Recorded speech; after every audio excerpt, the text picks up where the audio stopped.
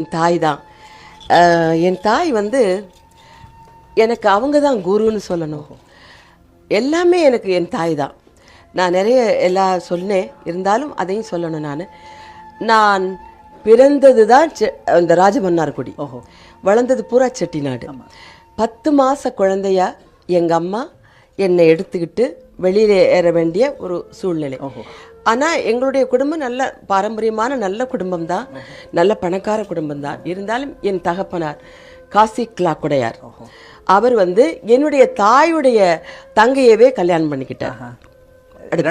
இரண்டாம் தரமாக கல்யாணம் பண்ணி என்னுடைய தாயுடைய தங்கையே எங்கள் அம்மாவை வெளியேற்றினாங்க.